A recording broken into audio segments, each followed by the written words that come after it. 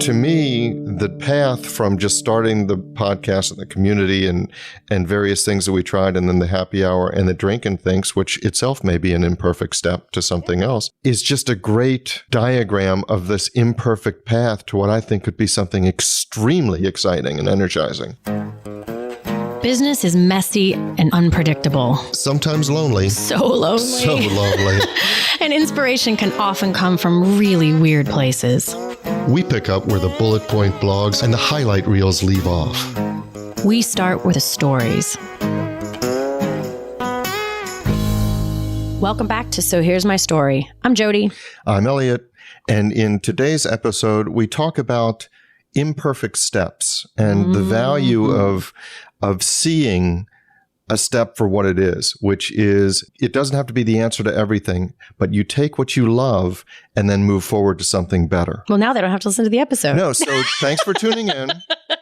No, that's wonderful. And it all is based off of, I just want to mention very quickly, our happy hour last week, which was our very first So Here's My Story event. And it was a blast. And from that, we have a few new Facebook members. We do. Yay! Hop on in. Okay. So here's my side of our story. Our story. I want to talk about our event last week. Yes. Our happy hour that we had. So it was, first of all, just before we even get into the details, it was so much fun to actually put faces to names. There's several people who are really active in the Facebook group that I had never met personally. One of them I had actually met like 10 years ago for like 5 minutes, but I've so much more come to know her in the past few years. So it was really great to meet everybody. Loved it. I had a great time. It was a little warm in there. It's been a little hot here in Baltimore. So that was a little toasty, but it was a great time. However, and this is the really funny thing. I don't think, so it was you and I were sitting there before anybody got there. Yes. And I can't remember which one of us cracked the joke, but the other person was like, yes, because one of us said, is there I'm really excited for this, but is there the tiniest part of you who kind of, sort of, maybe a tiny bit hopes that no one shows up? Right. And the other was like, oh my God, yes. Yeah. And that has nothing to do with who was showing up. No, or actually has nothing to do with any of it. That is actually why I really wanted to do this as an episode topic, because this dichotomy of two wildly opposite things being equally, completely true at the same time, I think happens a lot for people in terms of energy management and networking and business decisions and sort of live action play by play of what do you do with two competing truths at the same time? How do you resolve that? Because you and I are it's not like we're so introverted that we don't like to talk to people. We like to be on stage and talk and meet people and whatnot. But I don't think you and I realized how much and I'm speaking for myself here, but I, throughout that night, realized that while, yes, I'm somewhat extroverted and I like to chat with people, I often have this list of ways that I kind of fade into the background to give myself a little bit of recharge energy.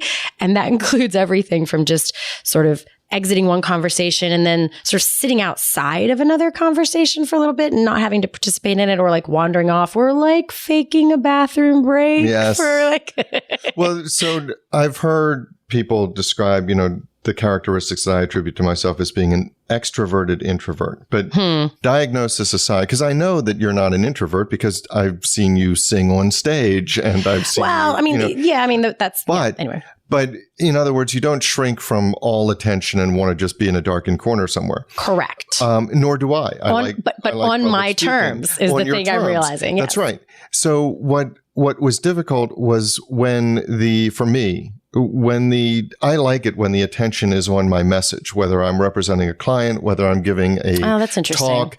I love the content. I'm passionate about this. I like the discussion about that. Okay, so you flash into the happy hour, and you mean where you were hiding in the corner? Hiding. But I said something like, and I just kind of said something about my life or whatever, and the response from the people I was talking to is like, yeah, we know. We listen to the podcast. I heard you say when my older son is and I heard someone go, yeah, we know. He's the one who's in college in Colorado. I was like, oh my God, that's so weird. So now I can't even retreat into my practiced bits about the thing. Oh, this is the story I'm going to tell, and this is the thing, and this is whatever. Right. And there's a focus on, I really want to get to know the real you. And I'm overblowing that. I don't mean that in an egotistical way, but people were saying, well, I've heard your stories. I really want to connect with you. And then there's, for me, I'm not talking about my content. I'm not talking about anything. These people I'm so grateful for, but they came out to meet us, and that terrified each other just a little bit. Yeah. Well, so here's what was really interesting to me. Because like the fourth time somebody said, I haven't, I'm excited to meet Elliot. I haven't met Elliot yet. And some of them were friends of mine who had come out, and they're like, I've never met Elliot. And like the fourth time I'm like, wait, where is Elliot that he's not like, how is he not meeting people? Because this is like the fourth time. And I look over and I joked that you were hiding in the corner. You weren't hiding in the corner, but this is what is also true about us. You were in a very engaged conversation with one person. Yeah. And that is how you and I connect in the world. Correct. We I don't want to say we go deep with people, but we connect with people by like looking them in the eye and understanding who they are and what they're about. And you were deep in one of those conversations. Yeah. Neither one of us is a flit from person to person kind of conversator or whatever. And you destroyed that. And I did. I like drug you out, much to your horror. I said, there are people who want to meet you here. So here's what's interesting about it. Because I want to be really super clear. It sounds like we're like complaining about the event. No. It was a fantastic evening. Yeah, I loved it. But here's what was so exciting for me about it. We both came away thinking like, okay, that's not, that takes a certain kind of energy that I would have to gear up for to do. Like, I wouldn't want to do that every week. Not that everyone would come out every week, but if that's not a thing I could sustain. That's a thing that I would take a very particular kind of energy out of me. And you and I both look, I know in our businesses and our lives to find things that we just know that when something like takes energy, it's not as sustainable as something that it both takes energy and also gives back energy. And it certainly gave back energy, but it was a different kind of thing. So what was really cool about this is two things. You came out of that with the idea of reviving your Drinkin Things that you used to do for the law firm, but repurposing them for the podcast. And I instantly was like, oh my God, that's it. That's the thing. And there's two things I love about that. One, it takes like we're talking about how that event was like awkward for us or just, sort of like wide-eyed, like, holy cow, but it's only because it felt like it was too much like direct light attention. Whereas the answer to that is not a binary thing. If you said, well, I guess you just shouldn't convene people, like, no. I really want to like bring people together and create these conversations. We have to do it in a way that shifts that just the tiniest tweak. And you came up with that idea, which is, we have an event where there's a topic. Yeah. And so just to go back, the Drinkin Things for the uninitiated, where years ago I had my whole idea was basically to bring together people that I just thought were cool. Whether they were clients, they could be referral sources. That would be great for the business, but they were just people that I thought were passionate, engaged, I found funny and interesting and whatever. So, obviously everybody in business hears about the lunch and learns. You get together, you brown bag it, you have a presenter who talks about whatever. It could be anything from retirement planning to meditation to whatever. And that's fine. But I wanted to facilitate conversations, have people meeting each other, have people bring people that I wanted to meet. And so I started this thing that was it was at my office, but I called it a Drinkin Thing. Because you like to name things. Because I like to name things. And like our wine and chocolate, I called Confection of Judgment. And I would not hold that event until I came up with a pun. So good. So anyway, we had the Drinkin Things. And the way I ran the Drinkin Things for years were, first of all, they were no frills. I mean, it was not artisanal this or whatever. It was like Bud and sandwiches from Panera, and I bring in somebody. It wouldn't be a lawyer talking to you about contracts for whatever. I'd bring in anybody from an Akashic reader. You had me once. I had you come in. Colleen McKenna came in, talked about LinkedIn, but just Rob Weinhold was there for Crisis PR. Interesting presentations, and then people would talk, but they'd have something. In addition to "Hi, how are you? What do you do for a living?"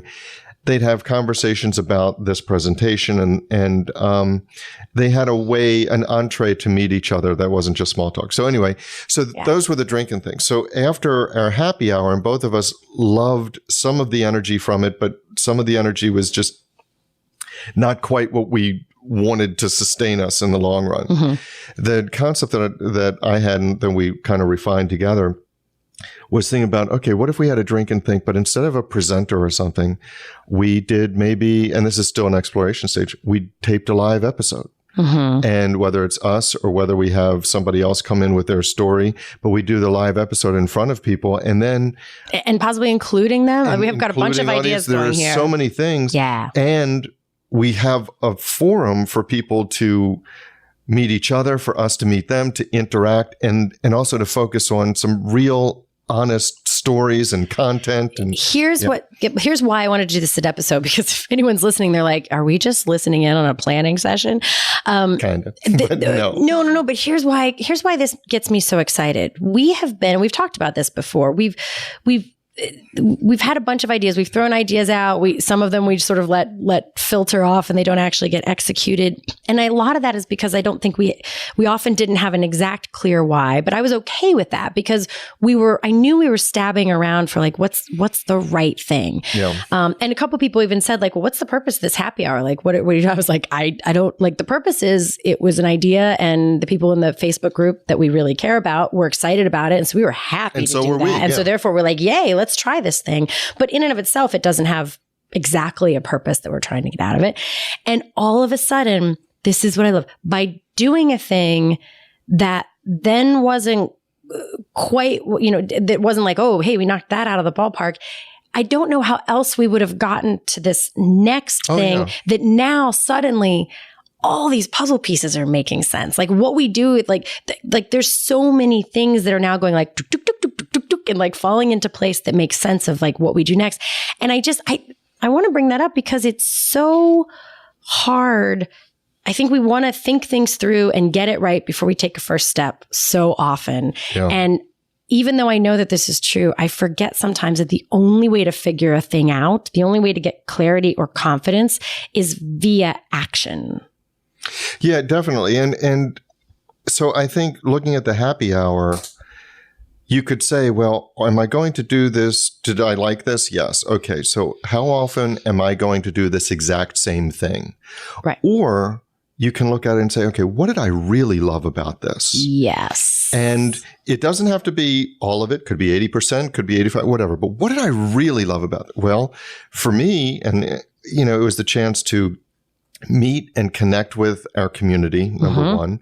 But we also definitely want to keep that part. Definitely want to keep that part. One of the things, and we were joking about it just earlier, a couple minutes ago, where you had to drag me out of the corner. But what I really did love is I met these people and I could have actual real conversations with them because we had this foundation set, whether it's by the podcast or whatever. But there was a permission because that's our whole purpose in the podcast to have these conversations. I love that. Yep. I don't want to give that part up. Yep. I want to accentuate those. So how do we do that? Yeah, we there was a sort of a fast forward. I mean, some of these people I was meeting for the first time, and yet we were, in theory, I mean, we've talked a lot on social media, but we were able to like jump right into substantive conversations. We didn't have to start with, so what do you do? Like, and so that was really lovely. So I don't want to give that up. Right. We don't. So there's just this tiny little sliver that you and I were like, ooh, maybe not. Not like that.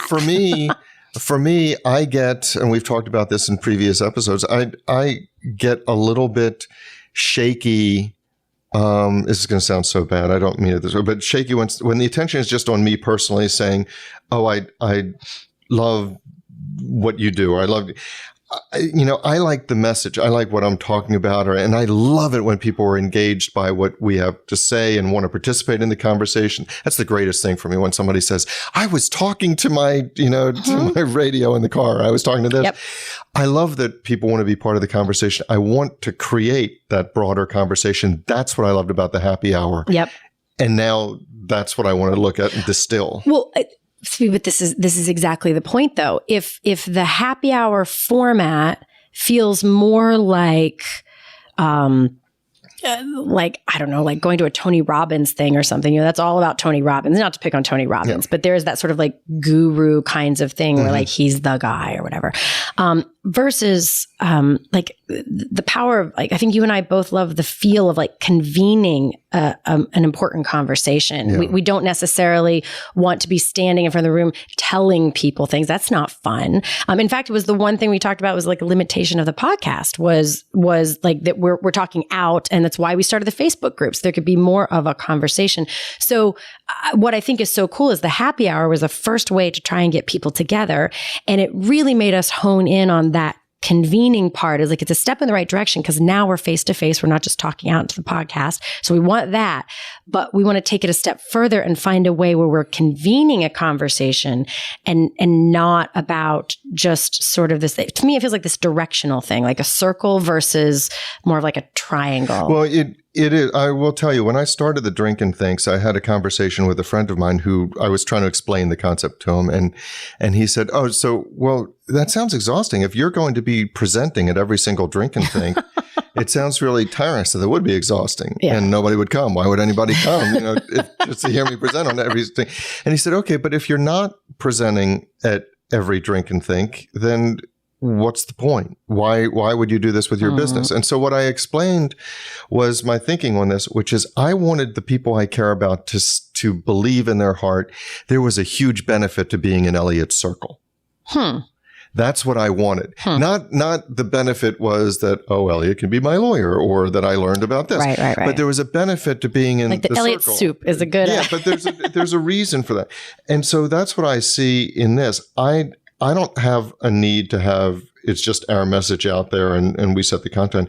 But I love that our community we can give our community another reason to believe there's a huge benefit to being in that community. Right. Because I want to keep coming back to this point that I think is a more broadly applicable kind of use is so often, especially if you're trying to figure out a big thing, especially if you're trying to do something that hasn't been done exactly. So like, it's almost like we had these puzzle pieces, but we weren't quite sure what the top of the box looks like. It's like, okay, I found a corner piece and I found this piece. And you and I have these conversations. Well, first of all, you and I have these conversations we're having now. We used to have them all the time, like over lunch or over coffee. We knew we wanted the conversation broader than that. We knew that didn't look like suddenly starting to host a thing that we were trying to convince people to come. So the podcast made perfect sense.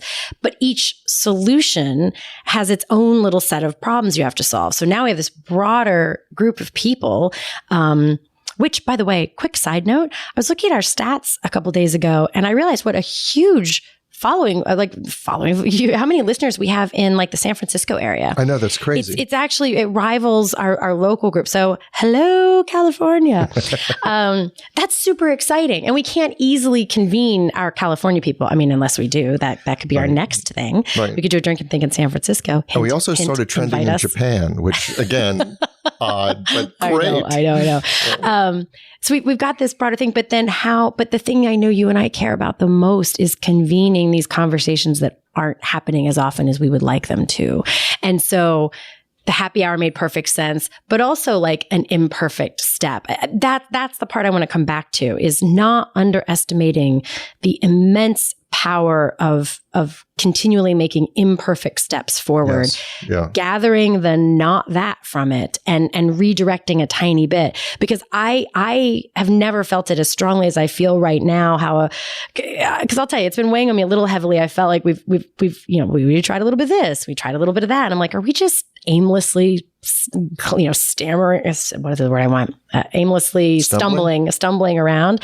And then all of a sudden, when I got that email from you, it all started to click into place and like 35 things made sense. And I was like, oh, sometimes I forget how many imperfect, messy, not making the most of it things you have to do in a row to suddenly stumble on the thing that ties it all together. And you're like, now I see now it makes sense. Yeah. And that's one of the things that I see in just at various steps in my career. I see it in other people's, that they think, for example, they're given advice. You have to go to 5 networking events in the next month.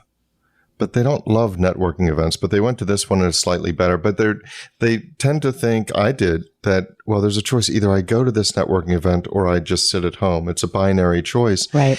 And what for a long time I didn't really puzzle through is, okay, well, what did I like about this? What can I do? How can I create the benefit that I like and the things that give me energy while discarding the other things? And whether it's networking, because that's the obvious tie into a happy hour, or it's any kind of business development or any kind of connection. Yeah. You know, I like talking to my clients when I don't have an active project. There are many clients I want to talk to, but I don't want to cold call them and say, so what can I sell you today? Can you do any business with me?